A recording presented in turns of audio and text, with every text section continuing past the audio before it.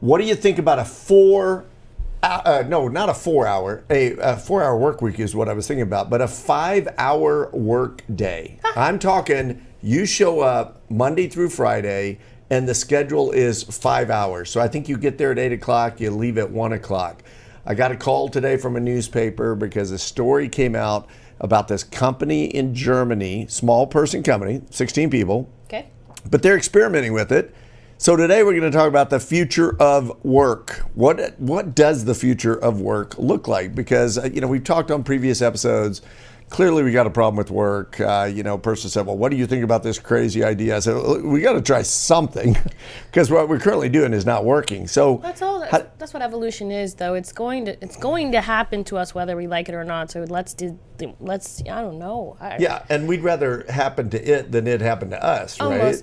Most definitely. But I mean, let's talk about all the trends, all the futuristic things we can envision for work. This will go down in the great archives of the show, so we'll have be able to check it 20 years from now and go, Elise, you were right on. You were exactly right. And that thought that I said the future of work is that they're going to bring steaks every day. That just didn't happen, see? So we'll have to figure out. At any rate, so here's the way this company is doing this. It's not just as simple as it sounds because it's not your typical workday. You don't come in and do your typical shtick, right? Okay. Because what happens with a normal 8-hour workday is there's such an ebb and flow. People get tired, then they get on their phone, they start checking Facebook. They take 10 extra minutes for lunch. Yeah, and you have those off times, where you're just not focused, and so you're doing other stuff.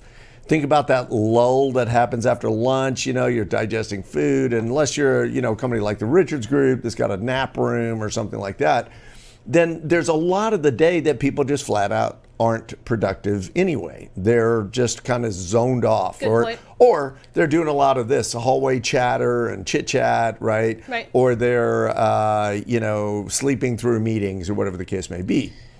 So this company said, hey, we're going to change the setup. Okay. Setup is that they're experimenting with, you come in, work starts at 8, you go till 1 o'clock. So picture 8 to 1. Now the rest of the day is yours to do whatever you want with. I like that if it's optional. Because if I felt like I needed to put in an extra hour, I should be allowed. I think it's always optional. This is just the set work hours. So, people work 9 to 5 and they may be there till 9 o'clock at night. Yeah, and I think that would really increase workplace happiness because you see it with other companies. I saw it with D Magazine when they implemented Flex Fridays. So it was optional. It was optional to come in on a Friday, but if you knew you had a meeting, you'd come in on a Friday, right? So, and that gets to the point that we talk about all the time. But adults. Look, we're adults. Treat people like adults. I always say you want people to act like owners, like my book, A Company of Owners. Then treat them like owners. Right. So here's the catch, though, with this new thing this company's trying out. Okay. So you keep your phone in your backpack. Okay. Now, I don't want to get started on that. We should do a whole show on technology because you know me, I'm pro cell phone. I think it's a phenomenal tool. I think as much as it can be a distraction, it's also an incredible resource. But that aside, so you come to work, they want 5 hours of just down and dirty. There's not a lot of chatting. If there are meetings last 15 minutes, which I'm a huge fan of anyway. Do they do it with like a tomato timer? I don't know if they do. You're talking about the Pomodoro. Tomato timer. The Pomodoro Technique, right? Pomodoro. Where you set it for 25 minutes and you work and then you take a 5-minute break. If you try to order the green one, it's more expensive. Just go for a red one on Amazon. You'll be fine. Yeah, I think they're all red, but if you get the official one, it's really expensive. But you can get a cheap 60-minute one. Just set it to the right time. Yeah. But at any rate, no. So you go into these 15-minute meetings. Mm-hmm. You're not supposed to be on social media. Hey, do that. We're giving you all that time off. Do it in your time off. Okay. You're only supposed to check emails twice a day, so people aren't constantly on doing busy work, checking email, right? Outside of that, man, you are just hitting it hard and just going at the job in the way that maybe you can be way more productive. I think it might really work. But what kind of company? What do they produce? Do you know? I think they are I'm not sure. I started to say consulting firm, but I don't think so. I think they're a digital technology company. It definitely makes all the difference, especially when you think about people who are what was happening in the warehouse at Amazon. The guy made himself a little hideout cubby. True story. So I heard a story. Well, I'm reading the book about Amazon, or I'm actually listening on Audible. And there's a guy who found pallets and set up a little way to get away from work for 2 weeks. I didn't catch him, and he was using product. He was putting pictures up torn out of magazines from Amazon. He had all these snacks in there. I mean, he just built a little kingdom while I was there. So, okay. You like the idea, though, the 5-hour work week. I think it could really work. We're talking about doing something similar. When I read that article, I did that interview this morning that I was telling you today, like, hey, what if, because, I mean, we work when we work. But so I think that's compelling. I've got a dentist, my dentist, Dr. Sigurd Innickson, who we're going to have on the show at some point. But Dr. Innickson does something very different. 12-hour workdays. 12-hour work days, okay? I can't do that. But now think about this. You only work 3 days a week. I still don't want to do 12 hours. Okay, well, do I get a nap in the middle? I think it depends on what kind of work you're doing in terms of with the dentist. I mean, they're taking care of patients, they're cleaning teeth, they're doing all of that stuff, right? So it's very active. But the whole point of that is that you go in and Dr. Innickson, who runs the practice and has a bunch of other doctors working with him, right. Works this as well. He loves it.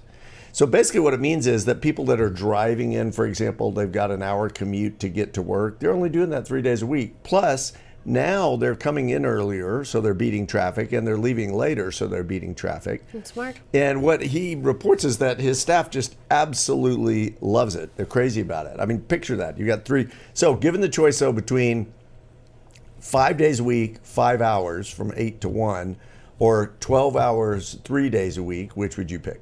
I already said not doing 12 hours. That's crazy. Not doing 12 hours. But we do need to remember that each culture, each plan needs to be planned around your people and your business. For the dentist's office, it's probably the perfect solution, right?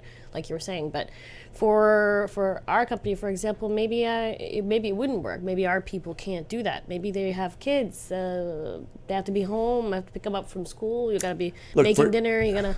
For every person out there, there's a different lifestyle. Yeah. So some people need morning, some people need night, some people need this, they need that. They've got their children. Some people want 3 days off. They want to go skiing. Yeah. They want, I mean, there's all sorts of ways to work this. And the point is, the future of work is much more flexible. We got to get out of this 9 to 5 mentality.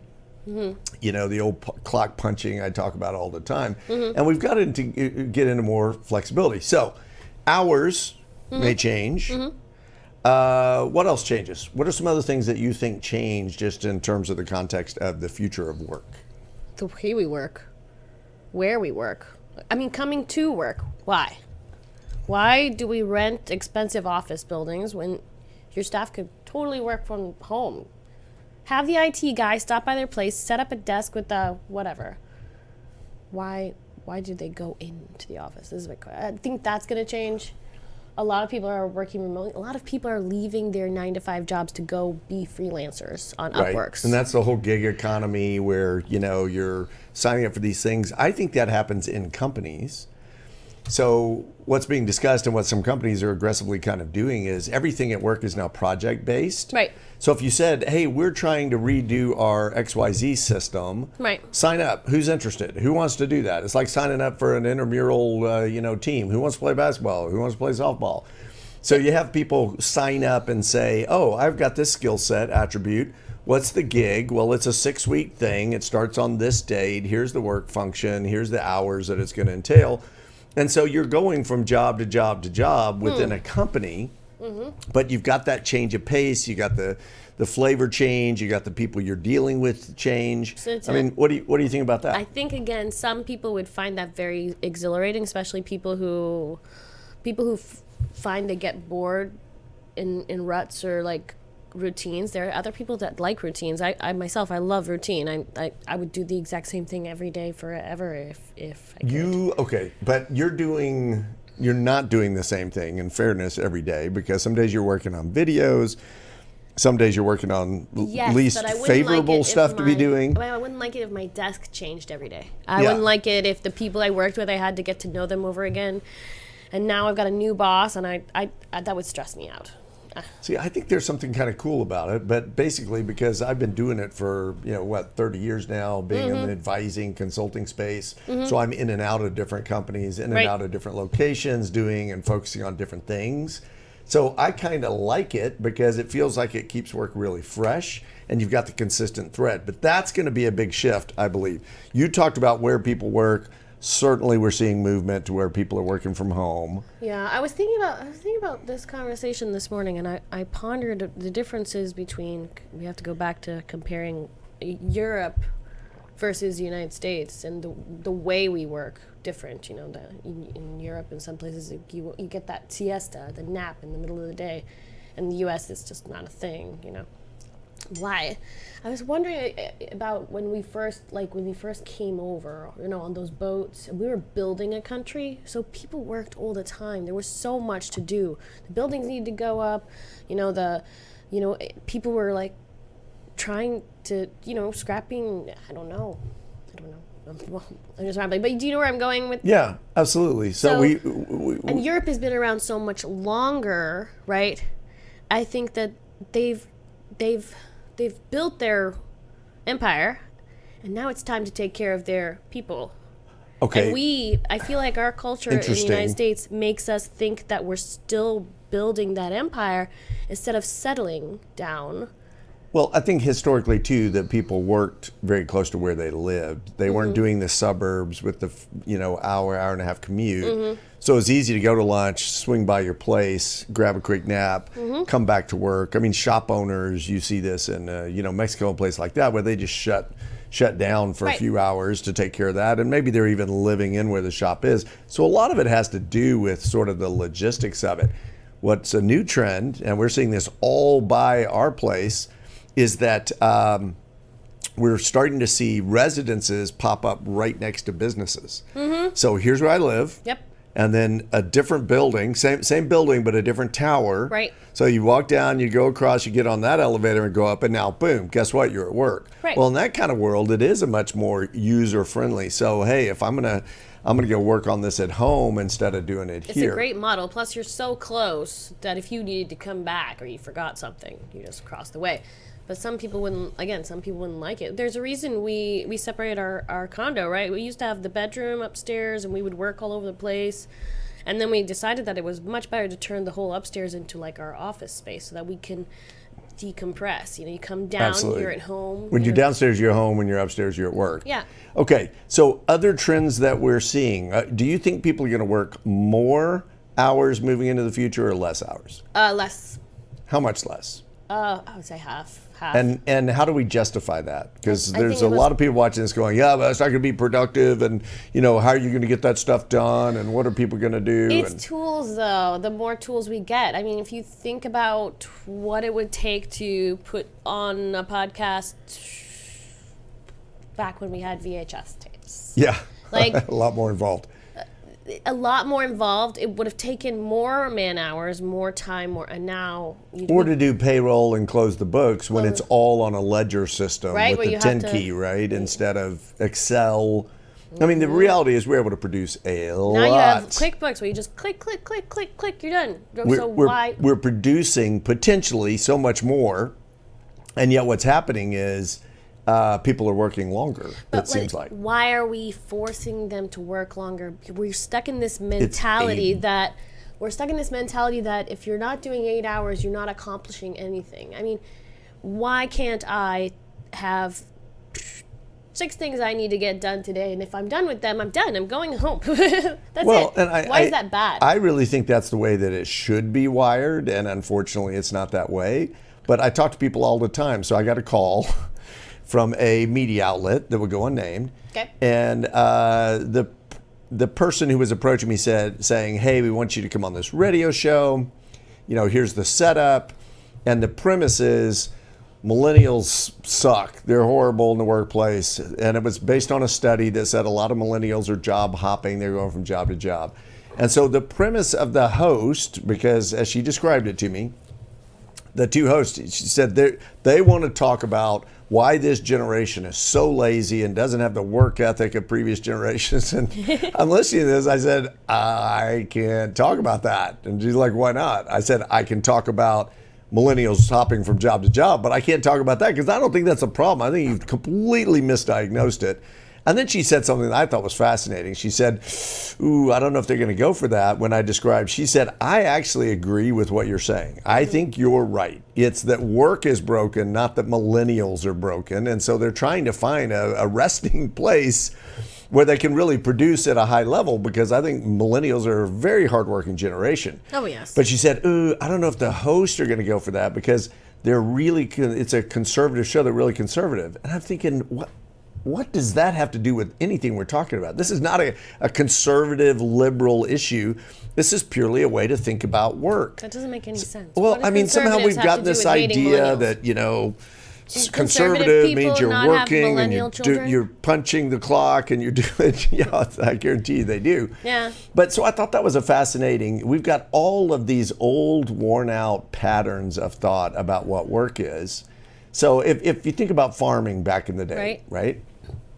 Farmers may work 18 hours when they're trying to get the crop in, right? From sunbreak to sundown and maybe past sundown, or when they're doing certain things. So when you're tilling the fields, I mean, that's a lot of very intense work, especially and you're happy to do it, right? When they were doing it by hand, right? And so you till the land, and then you plant the seeds, right? And you got to do all that, and then let's say you got a system to make sure it's getting water on a regular basis. You can divert the stream or whatnot. Well, then they may be sitting on their porch, right, chewing on a piece of grass and reading a book. Is it grass, Daren? Would it be grass, Daren? It would be grass. It said the stalk kind of thing. Not that kind of grass. Depends on what kind of farm it is. That's true. So they would be sitting there and just taking it easy, or they're going down to the county fair. They're doing a thing on a whatever. And the question you have to ask yourself: are they working? And then there's winter, right? Sure. When they're not planting. Right. Are they working? Well, yeah, they are kind of working, right? Yes. That's what the crops are out there growing. The stuff is taking place. They're maintaining it. So that was a system that was like super intense at certain parts of the year. I remember being familiar with the little community in Louisiana where it was a soybean deal. And when the crops were coming in, it was like, forget it. They were just in the field, right? Yeah. So I do think we're seeing a big shift back to, hey, what needs to be done? Get that done. And then I could still be working while that algorithm of that thing I started is running in the background, or while I'm monitoring something, or I set up a system to take care of that. It's not just about whether you are active in the process or not, is it? Yes, I know. No. Okay. You had to think about that one for a little bit. No, I was thinking about something else when you asked me the question. I was thinking. What were you thinking? I was thinking. I know, you made me lose it. I forgot. No, what was I thinking? I'm sure it was really, really good. Oh. It was something about hours. Oh my. What's going on? Those are upset. Are they upset? Are you going to be Morpheus today? What are you going to tell us about? Oh my. I'm now channeling Morpheus. This is Morpheus. Glass is falling off. This is Morpheus. I've come into the future and I've taken over Daren Martin's body. And I'm here to tell you what the future of work actually is. The future of work is machines. Machines are going to take over the planet, and we're going to be living in pods somewhere, used as batteries to service and take care of the machines. And they're going to create a fake life for us. And you're not going to know that you're not really existing in the real world because you're going to be in the Matrix. Oh my God. Okay, that was the most failed bit ever, right? Oh. I can't get these darn glasses to stay on my, yeah, you try it. So, but think about that. Think about the Matrix. Think about the whole, the whole Matrix account of things that, they work perfectly well on you. Okay, you be Morpheus, I'll be Neo. I want to be Neo anyway, not Morpheus. Do you want the red pill or the blue pill? Okay, but here's the reality. If you take the red pill, you go back to working the way it was 30 years ago. So machine Where everybody learning, wore AI, AR, there are bots that I was reading about that control other bots. I mean, bots are managing bots, right? So you Right. set up these systems and things are in play. That's what I was going to say. Yes, I remember now. So many people, myself included, are forced to sit at a desk, right? Even when they don't have anything to do. And we're forced to look like we're doing something. Why? It's a ridiculous It doesn't setup. make any sense. I had a job where I was so bored, I ran out of things to Google. I ran out of things to Google.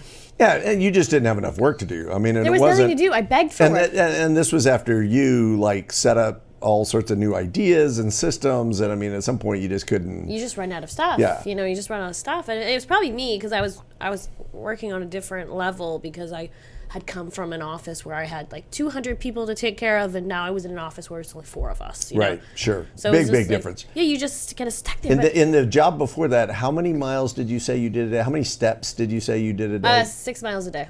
6 in high miles heels. a day In the high office. heels because Yep. you were running up and down from floor to floor Yep. and running all over the office. Taking guests on Yeah. tours, making the rounds. Yeah, God checking the bless thing. D Magazine. That's Yeah. where we met. Yes. Love it. So, okay, we are going to see a large amount of jobs being outsourced to machine learning. We've talked about this on the show, right? If Right. you work in a job where somebody tells you what to do and you go do it, prepare to be outsourced because that's going to go away. And I don't think it's something we need to be afraid of. I think it's something we need to embrace. We had an intern once. She was doing envelope folding, and someone said to her, "Oh, you know, we should probably get you one of those machines that folds and packs the envelope for you. So all she would have to do is just close them all."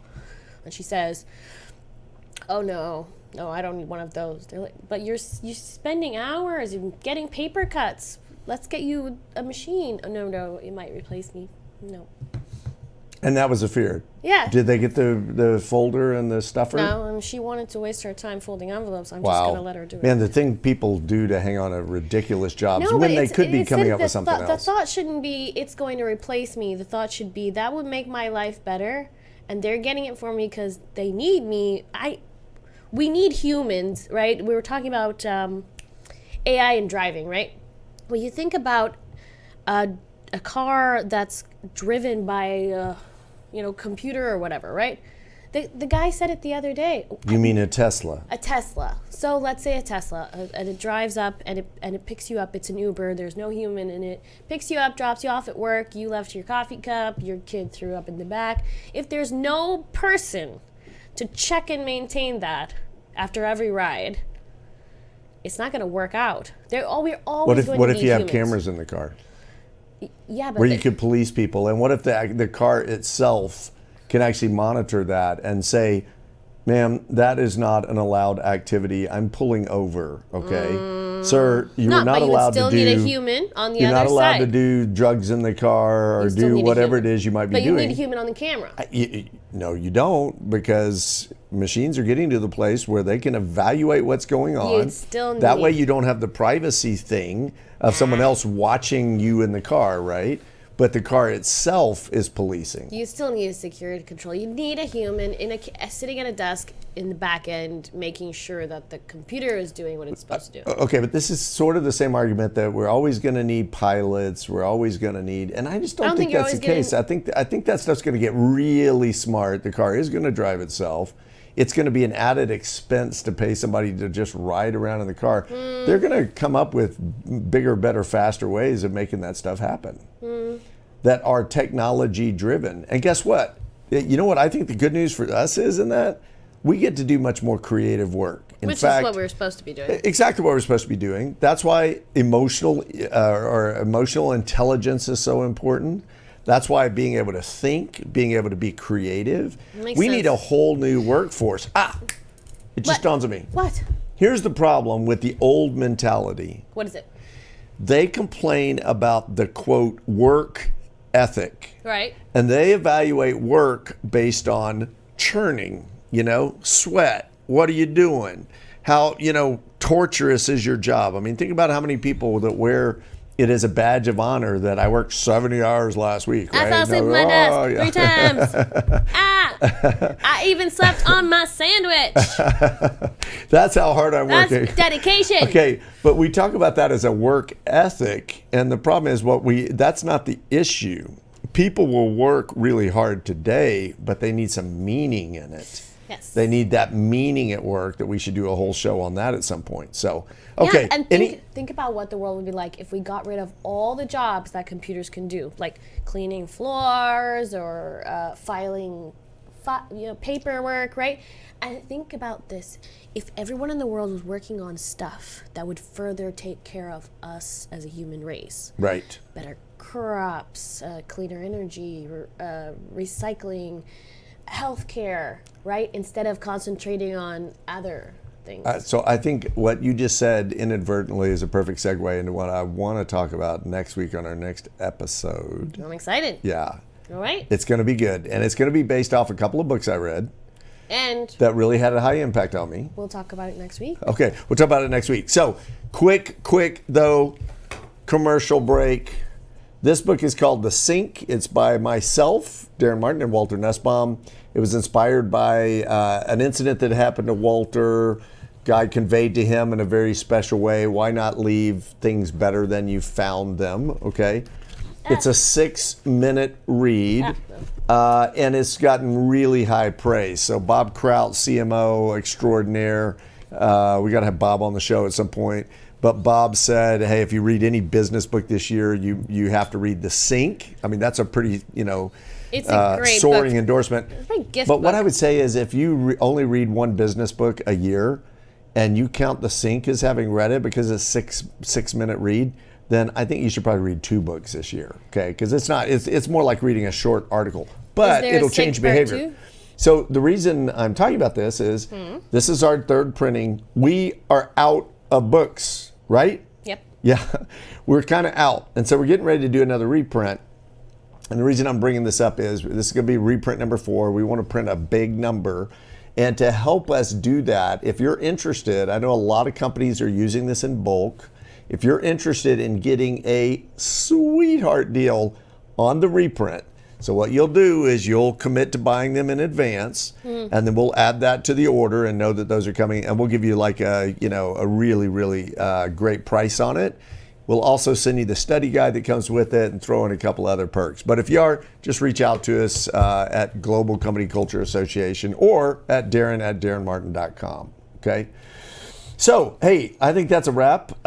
We would love for you to check out the Global Company Culture Association, where we are really committed to changing the world of work. And one of the things we want to do is really help shepherd into the future what work is going to look like tomorrow as opposed to the way it looks today. Work is going to become people friendly. Yes, absolutely. And it's already having to shift that way. So come join us, join the evolution at work. We'd love to have you as part of the Global Company Culture Association family and team. Let's go make that happen. All right.